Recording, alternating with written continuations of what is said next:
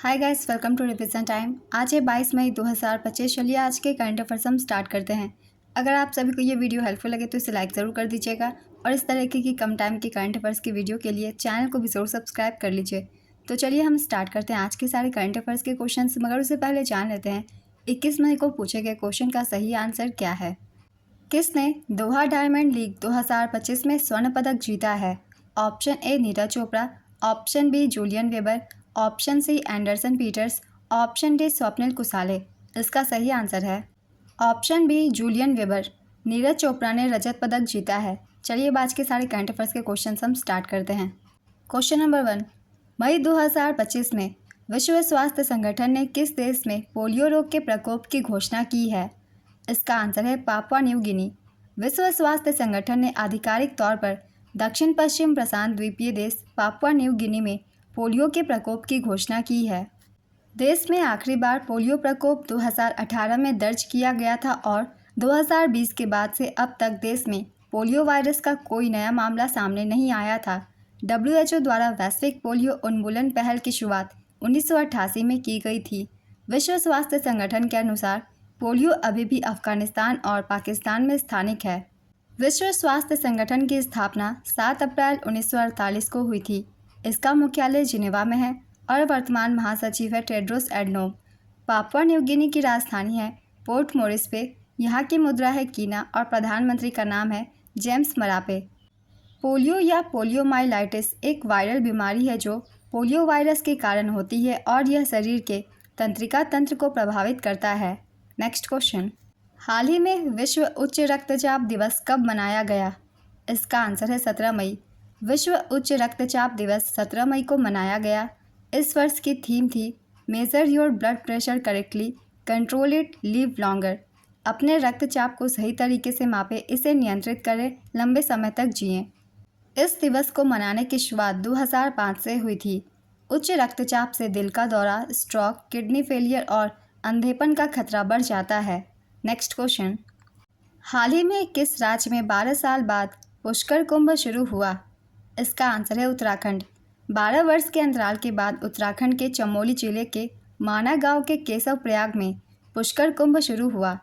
इसकी शुरुआत 16 मई 2025 से हुई। यह धार्मिक आयोजन तब होता है जब गुरु ग्रह बृहस्पति मिथुन राशि में प्रवेश करता है। यह चक्र हर 12 वर्ष में आता है। दक्षिण भारत से विशेष रूप से आए हजारों श्रद्धालु अलकनंदा और सरस्वती नदियों के पावन संगम पर स्नान और पूजन के लिए एकत्रित हुए हैं। नेक्स्ट क्वेश्चन, हाल ही में किस मंत्रालय ने एक देश एक धड़कन पहल का अनावरण किया? इसका आंसर है संस्कृति मंत्रालय। संस्कृति मंत्रालय ने तिरंगे के प्रति एकता, देशभक्ति और श्रद्धा को बढ़ावा देने के लिए एक देश एक धड़कन पहल का अनावरण किया। यह अभियान डिजिटल प्लेटफॉर्म पर लोकप्रिय हो रहा है, जिसमें भारत के वीरों का जश्न मनाया जा रहा है।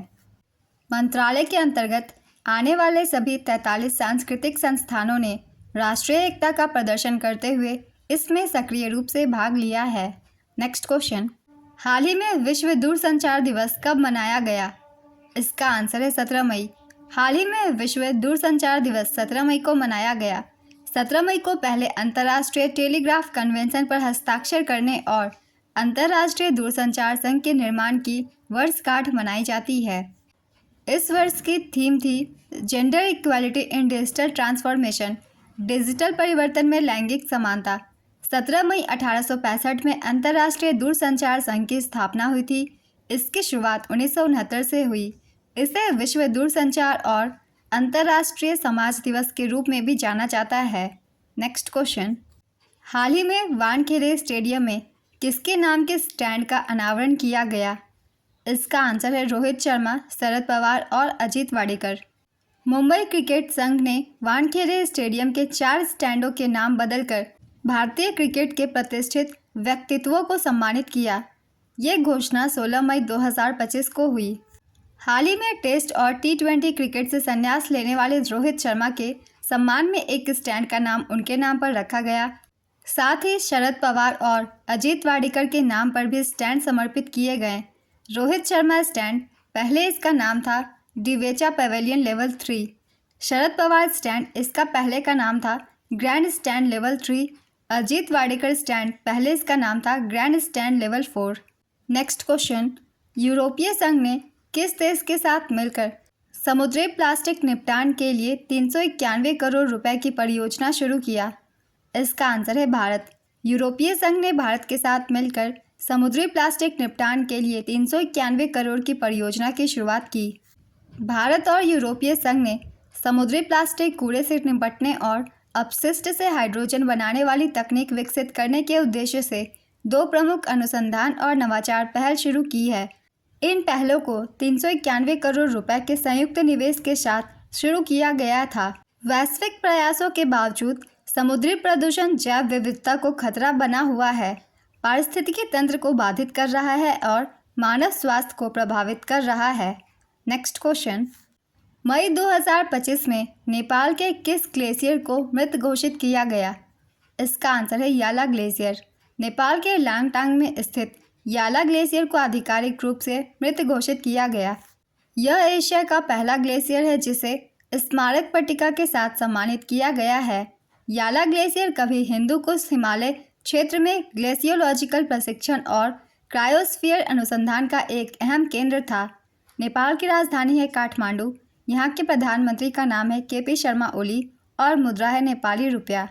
नेक्स्ट क्वेश्चन, इसरो ने 18 मई 2025 को अपना 101वां सैटेलाइट EOS-9 किस रॉकेट से लॉन्च किया है?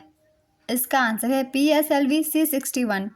इसरो ने 18 मई 2025 को श्रीहरिकोटा के सतीश धवन अंतरिक्ष केंद्र से PSLV C61 के जरिए अपना 101वां सैटेलाइट EOS-9 अर्थ ऑब्जर्वेटरी सैटेलाइट लॉन्च किया, लेकिन ये लॉन्चिंग सफल नहीं हो सकी।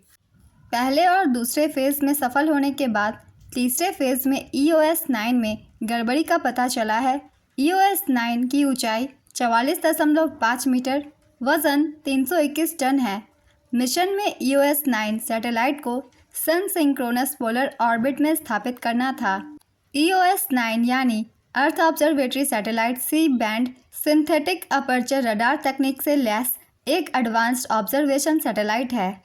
यह हर मौसम, दिन और रात में पृथ्वी की सतह की हाई रिजोल्यूशन तस्वीरें कैप्चर कर सकता है। नेक्स्ट क्वेश्चन, भारत में कैंपस स्थापित करने वाला अमेरिका का पहला विश्वविद्यालय कौन बना है? इसका आंसर है इलिनॉइस टेक। अमेरिका के शिकागो शहर में स्थित Illinois institute of technology Bharat में अपना कैंपस स्थापित करने वाला पहला अमेरिकी विश्वविद्यालय बन गया है। यह कैंपस मुंबई में स्थापित किया जाएगा। यह विश्वविद्यालय अनुदान आयोग से अनुमोदन प्राप्त करने वाला पहला अमेरिकी विश्वविद्यालय बन गया है। यह कैंपस 2026 में खुलने वाला है। नेक्स्ट क्वेश्चन, आंतरिक विस्थापन पर वैश्विक रिपोर्ट 2025 के अनुसार विस्थापितों की संख्या कितनी है? इसका आंसर है 83.4 मिलियन। जिनेवा स्विट्जरलैंड में स्थित आंतरिक विस्थापन निगरानी केंद्र और ऑस्लो में स्थित नॉर्वेजियन शरणार्थी परिषद ने आंतरिक विस्थापन पर वैश्विक रिपोर्ट 2025 जारी की है। रिपोर्ट से पता चलता है कि दुनिया भर में आंतरिक रूप से विस्थापित लोगों की संख्या 2024 के अंत तक 83.4 मिलियन के रिकॉर्ड उच्च स्तर पर पहुंच गई है। भारत में 2024 में विस्थापनों की कुल संख्या 5.4 मिलियन तक पहुंच गई है। सूडान 11.6 मिलियन आंतरिक रूप से विस्थापित लोगों के साथ सूची में सबसे ऊपर है। अन्य प्रभावित राष्ट्र जैसे कांगो लोकतांत्रिक गणराज्य, अफगानिस्तान और म्यांमार प्रत्येक में 3 मिलियन से अधिक आंतरिक रूप से विस्थापित लोग हैं। नेक्स्ट क्वेश्चन, किस देश में लासा बुखार के प्रकोप से 138 लोगों की मौत हो गई है? इसका आंसर है नाइजीरिया। नाइजीरिया रोग नियंत्रण केंद्र ने 2025 में लासा बुखार के 138 मौतों और 717 पुष्ट मामलों की रिपोर्ट की है, जिसमें मृत्यु दर 19.2% है। नाइजीरिया के 36 में से 18 राज्य वायरल रक्तस्रावी बीमारी से प्रभावित है। लासा वायरस के कारण होने वाला लासा बुखार संक्रमित मैस्टोमिस चूहों के संपर्क में आने वाले दूषित भोजन या घरेलू वस्तुओं के माध्यम से फैलता है। नाइजीरिया की राजधानी है अबुजा, मुद्रा का नाम है नायरा, राष्ट्रपति का नाम है बोला टिनुबू और नाइजीरिया एक अफ्रीकी देश है। नेक्स्ट क्वेश्चन, केंद्र सरकार ऑपरेशन सिंदूर की सफलता को दुनिया को बताने के लिए विभिन्न देशों में कितने बहुपक्षीय प्रतिनिधि मंडल भेज रही है? इसका आंसर है 7। केंद्र सरकार ऑपरेशन सिंदूर की सफलता को दुनिया को बताने के लिए विभिन्न देशों में 7 बहुपक्षीय प्रतिनिधिमंडल भेज रही है। 7 प्रतिनिधिमंडल का नेतृत्व करने वाले संसद सदस्यों की सूची है। शशि थरूर, ये कांग्रेस से हैं। Ravishankar Prasad, BJP. Sanjay Kumar Jha, JDU. Baijayant Panda, BJP. Kanimozhi Karunanidhi, DMK. Supriya Sule, NCP. Shrikant Eknath Shinde, Shiv Sena. Next question, हाल ही में किसने सुपरबेट क्लासिक में अपना पहला ग्रैंड शतरंज टूर खिताब जीता? इसका आंसर है आर प्रज्ञानंद। आर प्रज्ञानंद ने सुपरबेट क्लासिक में पहला ग्रैंड शतरंज टूर खिताब जीता। यह उनकी ग्रैंड चेस टूर सर्किट पर पहली जीत है। पुरस्कार राशि है $77,667। यह जीत वैश्विक मंच पर भारत की बढ़ती शतरंज ताकत को दर्शाती है। इस टूर्नामेंट का आयोजन रोमानिया के बुखारेस्ट में किया गया था। भारत में कुल 86 पुरुष ग्रैंड मास्टर और 24 महिला ग्रैंड मास्टर हैं। नेक्स्ट क्वेश्चन, वित्त वर्ष 2025 में सबसे अधिक जीएसटी संग्रह करने वाले राज्यों में पहले स्थान पर कौन है? इसका आंसर है महाराष्ट्र। महाराष्ट्र 3,18,497 करोड़ रुपए के जीएसटी संग्रह के साथ वित्त वर्ष 2025 में शीर्ष 10 भारतीय राज्यों में शीर्ष पर है। गुजरात ने 1,74,938 करोड़ रुपए के साथ दूसरा और कर्नाटक ने 1,43,023 करोड़ रुपए के साथ तीसरा स्थान हासिल किया है। आज के सारे करंट अफेयर्स के क्वेश्चंस कंप्लीट होते हैं। चलिए अब आज का क्वेश्चन देखते हैं क्या है। याला ग्लेशियर किस देश में स्थित है? ऑप्शन ए चीन, option B Indonesia, option C Bharat, option D Nepal. अपना आंसर गेस कीजिए या फिर कमेंट बॉक्स में दीजिए। अगर आप सभी को ये वीडियो हेल्पफुल लग रही हो तो इसे लाइक ज़रूर कर दीजिएगा और इस तरीके की कम टाइम की करंट अफेयर्स की वीडियो के लिए चैनल को भी ज़रूर सब्सक्राइब कर लीजिए। फिर मिलते हैं अगली वीडियो के साथ। आप सभी को थैंक यू।